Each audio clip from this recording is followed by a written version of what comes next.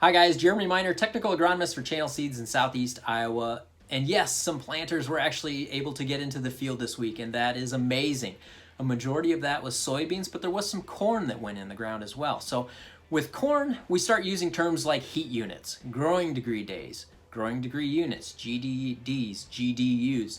Lots of terms out there. They're all mixed interchangeably. I thought it was a good time, since it's gloomy and cruddy outside, to talk about those terms and just kind of give you a high-level overview of why they're important, what they mean to crop growth and development, specifically related to emergence and related to corn. So a growing degree day, or a heat unit, is just a term of a unit that is calculated based on the high temperature and the low temperature for the day.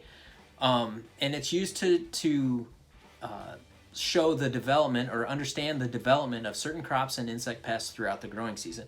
Now, corn, for example, actually follows an accumulation of these average daily temperatures during its lifetime. So what that means is we can accumulate growing degree units, and at certain accumulation time frames understand what stage of crop development our corn is in.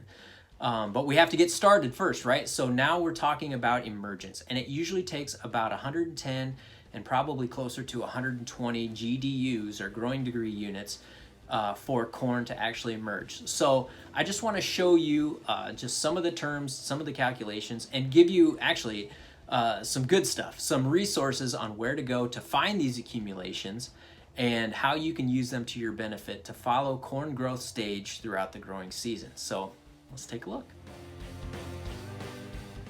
To calculate GDUs, you take the daily high plus the daily low, you divide that by 2, and then subtract 50 from that total. We use minimum and maximum development temperatures, 86 for the high and 50 for the low. With a forecast like this, to get to 120 GDUs for emergence is going to take some time. Let's do some math and figure out how long it'll take.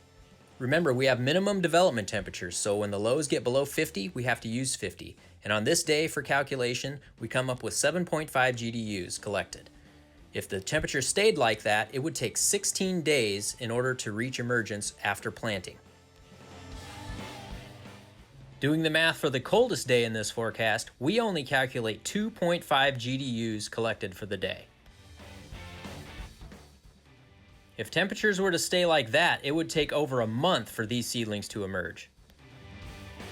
I like to use the Iowa Environmental Mesonet when I look up growing degree unit information for the state of Iowa.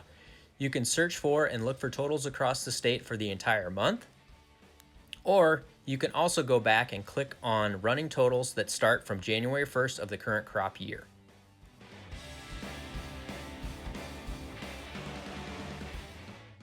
Most of us only care about heat unit accumulation from right at planting, so we can use this part of the Mesonet to enter in a planting date, say April 20th for corn, up to today's date, and we can run it.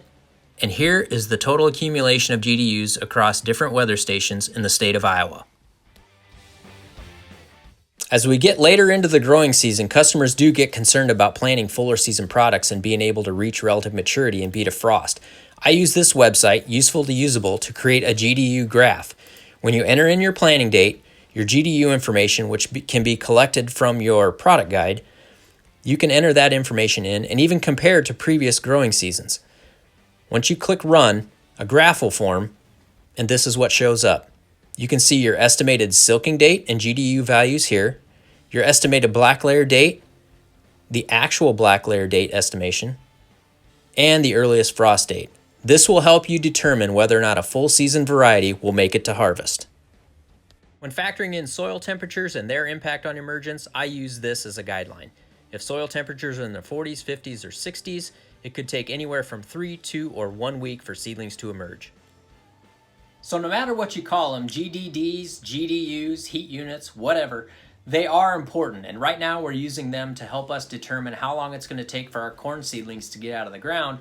With the Iowa Environmental Mesonet, we can calculate those totals and understand where we're at without having to do the math. And with the Useful to Usable website, we can use it on the tail end of the season. If we get planted late with a fuller season hybrid, we can use that to estimate whether or not we will make it to black layer and full season maturity. So hope you found that valuable. Jeremy Miner, technical agronomist for Channel Seeds in Southeast Iowa. See you next time.